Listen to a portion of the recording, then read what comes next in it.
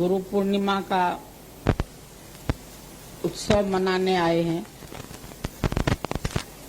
हमारी समझ से तो हम लोगों का अभी हर दिन ही गुरु पर्व है, क्योंकि हमें ऐसा सतगुरु नहीं मिला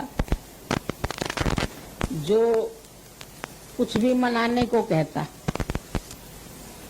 सच बात तो ये है कि गीता भगवान के समय या दादा भगवान के हम लोग इस गुरु पर्व को जानते भी नहीं थे, क्योंकि उन्होंने कभी भी अपने को पूजनीय नहीं बनाया। अपनी कोई पब्लिसिटी नहीं थी और कोई पूजा नहीं थी। उन्होंने हर एक के जीवन के अंधेरे में ज्ञान का दीपक जलाया, और ये ज्ञान का दीपक ऐसा नहीं है जो जमाने की आंधियों से ये बुझेगा क्या। जमाने की किसी भी आंधी से ये दीपक नहीं बुझने वाला है।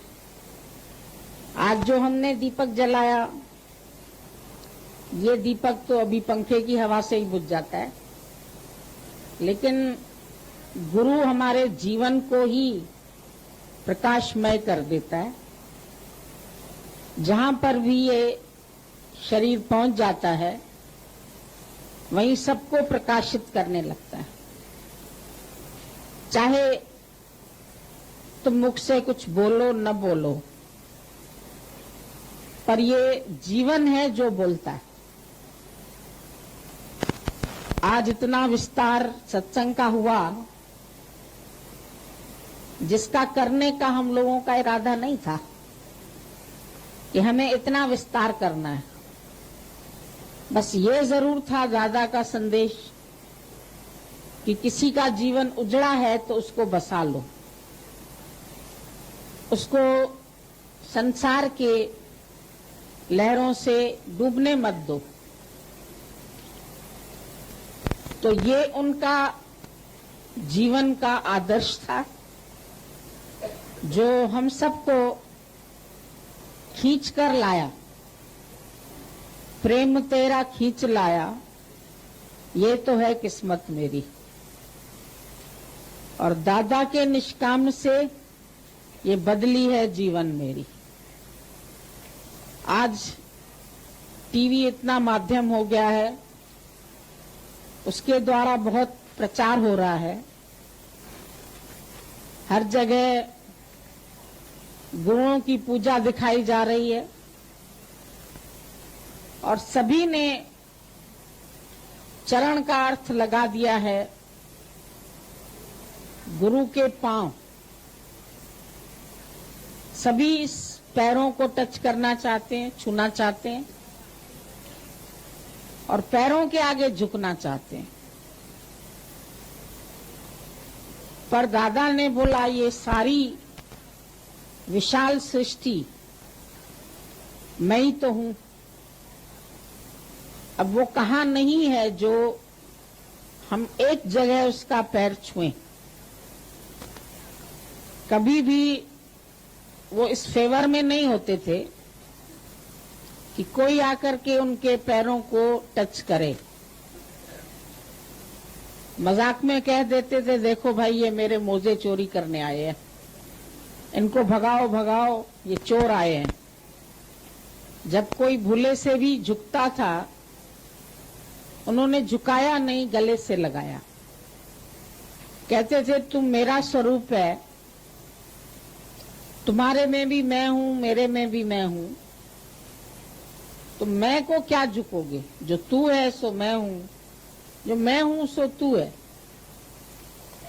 और एक दिन इस मैं और तू का भी भ्रम खत्म हो जाता है, क्योंकि तू नहीं बचता।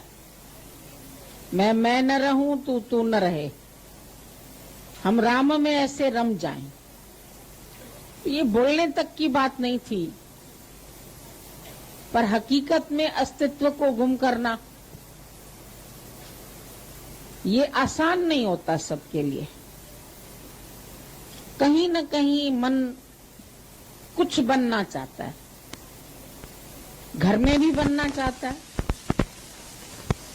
और सत्संग में भी बनना चाहता है। मिटने नहीं आते हैं। गुरु मुझे अपनी पसंदी का बना लो, बनने आते हैं। और बनने आए और फिर इतनी तो देखा देखी हो चुकी है, उनके अंदर भी पूजनीयता का भाव आ जाता है। और कहां पर तो वो अपने चरण निकाल के धुलवाते रहते हैं, पूजा करवाते रहते हैं। पर गुरु पद कमल से तुलना की गई है। कमल की क्या विशेषता है कि कमल कीचड़ में रहते हुए भी कीचड़ में लिपायमान नहीं होता है। एक सिमिली दी गई है, एक तुलना की गई कि ये कमल है सरोज सम, और गुरु का जीवन सूर्य के समान है। एक दिया क्या उनको प्रकाशित करेगा? जो खुद सूर्य है, स्वयं प्रकाशित है। और सूर्य के सामने जब हम सब भी बैठते हैं तो सभी दिखने लगते हैं। रवि बिन रैन न जाए।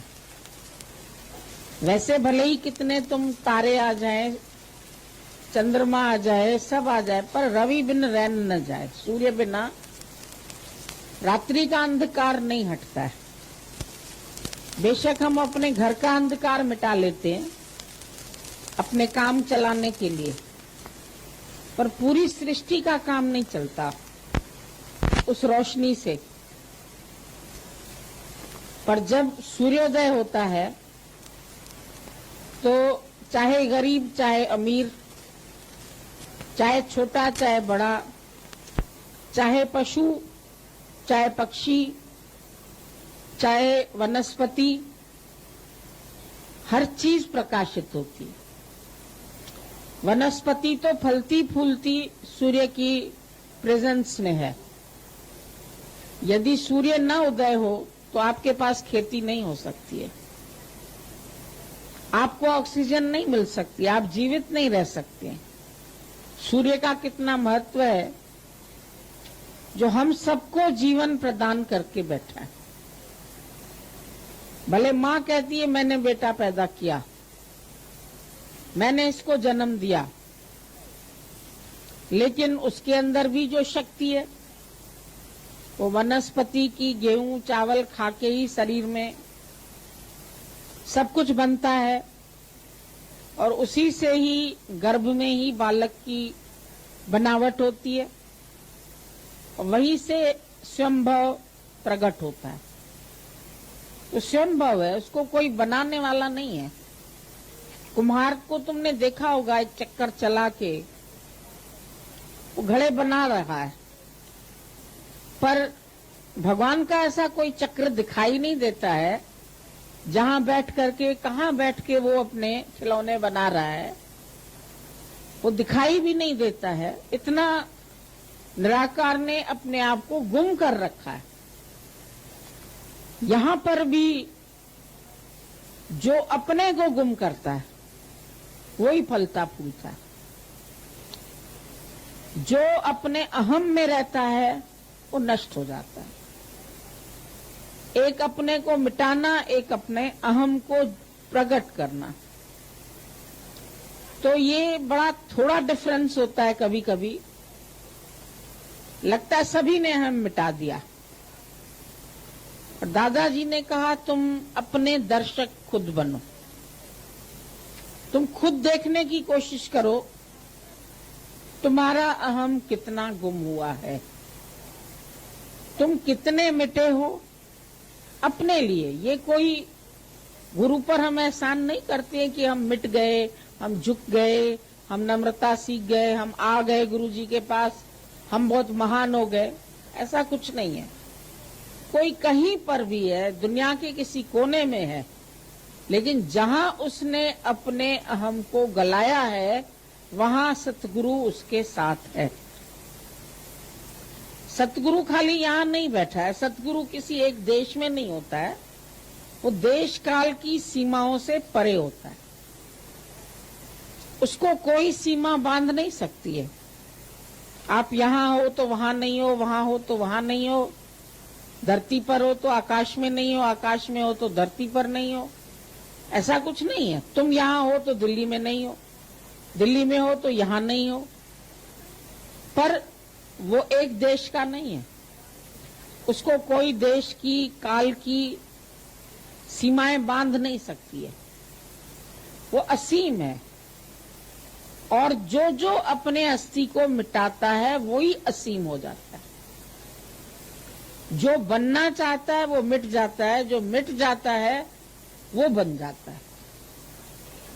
तो गुरु अपने प्रेम में मिटाता है। ऐसे कोई मिटने वाले भी नहीं थे, मिटना शब्द भी नहीं जानते थे, और गुरु के पास आने का अर्थ भी नहीं पता था। बस हम लोग तो जैसे एक खेल खेल में आ गए। गुरु के पास जैसे एक खेल था और खेल खेल में हम सब यहां पहुंच गए, और गुरु ने खेल खेल में इतना उत्तम ज्ञान दे दिया, ये हम लोग जानते नहीं थे। बच्चों को खेल खिलौने देकर स्कूल में विद्या पढ़ाई जाती है, और बच्चे वो विद्या पढ़ करके अपने जीवन को इतना सार्थक करते हैं, पर उस सार्थकता से भी वो केवल धन कमा सकते हैं। अपने अंतर्मुखता की विद्या कोई नहीं देता है, अंतर्मुखता का ज्ञान नहीं देता है कोई, कि तुम्हारे ही अंतर में हीरे मोती जवाहरात सब कुछ है, तुम बाहर क्या ढूंढते हैं। बाहर न ईश्वर है न दुनिया है, सब कुछ घर में, बाहर नहीं। गुरु नानक साहब ने इस तत्व को पहचाना और उन्होंने बोला, सब कुछ घर में बाहर नहीं, बाहर टोले सो भ्रम भुलाई। जो बाहर ढूंढ रहा है वो भ्रम में फंसा है। फिर गुरु प्रसादी, उन्होंने भी गुरु का महत्व किया। गुरु प्रसादी जिन्नी अंतर पाया। गुरु प्रसाद से हमें कड़ाह प्रसाद मिला, हमें पूड़ी मिली, हमें भोजन मिला, ये प्रसाद नहीं है, ये तो तन का पोषण है। पर मन के पोषण से गुरु का क्या प्रसाद मिलता है। गुरु प्रसादी जिन्नी अंतर पाया, जिसने अपने अंतर में ही उसको प्राप्त कर लिया, सो अंतर बाहर सुहेला।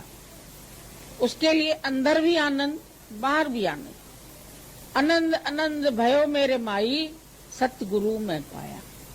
सतगुरु मिलने के बाद तुम कहो मैं दुखी हूं, मुझे आनंद नहीं है, मुझे खुशी नहीं है, ये गलत है। फिर तो मिला ही नहीं है, क्योंकि बाहर से मिलना कुछ मिलना नहीं है। मिले मिलिया ना मिले, जे मिले मिलिया होए, पर अंतर आत्म जे मिले। अगर तुम मेरे अंदर के स्वरूप से मिलके एक हो गए हो, अंतर आत्म जे मिले, तो मिलिया कहिए सोए। ये मिलाप, बाहर से भरत मिलाप की तरह हम लोग मिल गए, ऐसा कोई मिलाप नहीं है। पर अंतर आत्म जे मिले, जब ये समझ आ जाए कि जो आत्म तत्व तू है सो आत्म तत्व मैं हूं, और वो सर्व में देखे, सर्व में पेखे भगवान। वासुदेव सर्वै, सब वेद पुराण स्मृतियां सब तुमको यही एक इशारा देती है कि वो सर्वत्र है, कण कण में है, रोम रोम में है, हर जगह है। कोई जगह न तुझसे खाली है, तू व्यापक डाली डाली है।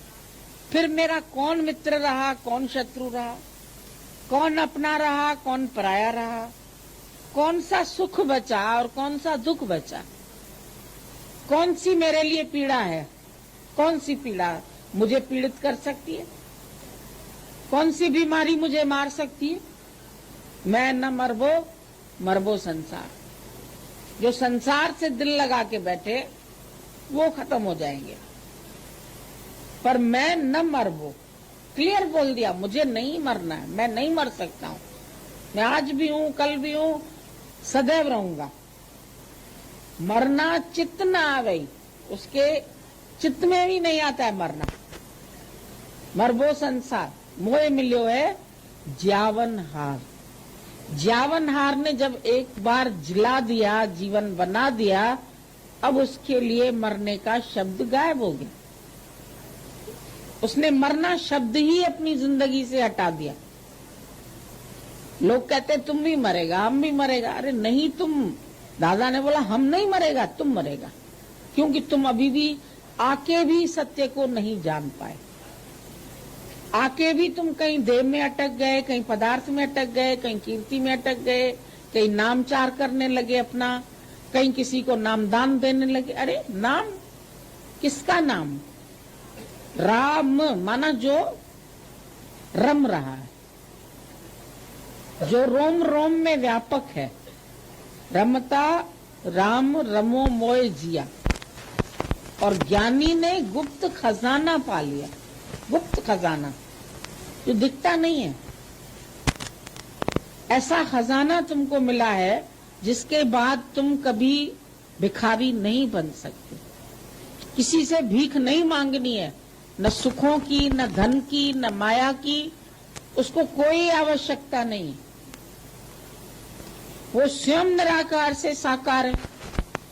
जो सारी सृष्टि का मालिक है, उसको मैं क्या दे सकता हूं? तुझे और क्या दूं मैं दिल के सिवा? ये दिल उससे लगा लो बस, और उसके बाद कुछ नहीं चाहिए। जिसको मिल गया परमात्मा, जिसको अपने दिल में ही दिखाई दिया, देह में ही दिखाई दिया, उसको बाहर झांकने की क्या जरूरत है? जब तुम्हारे ही घर में कुआं है, तुम्हें बाहर से पानी लाने की क्या आवश्यकता है? सगल पदार्थ है घर माई, पर कर्महीन नर पावत नहीं। सब कुछ होते हुए तुम ईश्वर को बाहर ढूंढते हैं, बाहर भटकते हैं, यहाँ जाएं वहां जाएं, उसको सुने उसको सुने। किसको सुनना है? अनहद नाद, जिसकी कोई हद नहीं है, और सब शब्द सीमित हो जाएंगे। लेकिन तुम्हारे अंदर जो रिदम बज रहा है, जो तुम्हारी श्वासों की माला चल रही है, वो नींद में भी चलती है। उसको तुम नींद में भी ऑफ नहीं कर सकते हो। श्वासा की माला नाल सिमरूं तेरा नाम। वो माला से नहीं तेरा नाम सिमरो, श्वासों की माला। उस नाम में शक्ति है, राम का नाम। पर राम खाली दशरथ का बेटा नहीं। जब हनुमान ने राम शब्द लिख के पत्थर डाल दिया, वो भी तैरने लगा।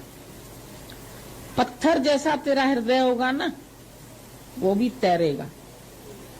गुरु के प्रेम में तुम हल्के हो जाओगे। भले पत्थर जैसे भारी थे, लेकिन वो खाली तुमको एक स्पर्श करता है।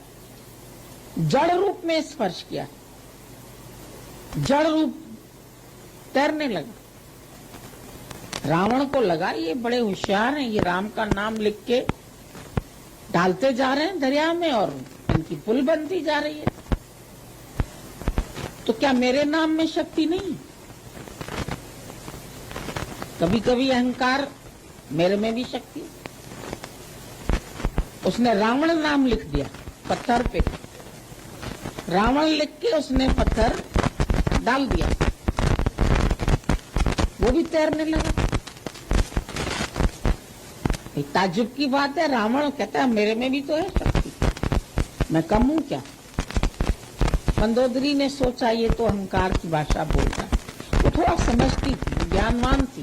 पहले स्त्रियां विदुषी हुआ करती थी, जो पति का भी पथ प्रदर्शन कर सकती थी। उसने कहा तुम सबसे छिपा लो पर मुझसे मत छिपाओ, तुम मुझे बताओ ये पत्थर तुम्हारा कैसे तैरा, क्योंकि जो पत्थर राम के नाम से तरते हैं वो रावण के नाम से नहीं तर सकते। तुम बताओ इसमें कोई तुम्हारी ट्रिक जरूर है। कहता है अच्छा अब तुमसे क्या छिपाऊं। कहता है मैंने पत्थर पर रावण नाम लिखा और अंदर में क्या बोला, तुम्हें राम की कसम है जो तुम न तैरे।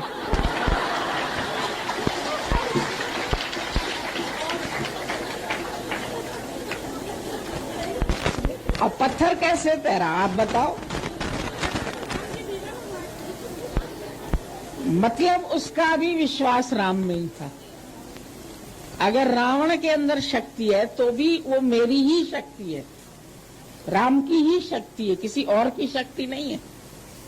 पर कभी कभी हम सोचते हैं हमारे में क्यों नहीं शक्ति है, गुरु में शक्ति है तो हमारे में भी शक्ति है, तो रीस करने लगते हैं। इसका मतलब ये है कि मन ऐसा है जो हरेक से अपनी तुलना करके अपने को भी बाहर से महान सिद्ध करना चाहता है।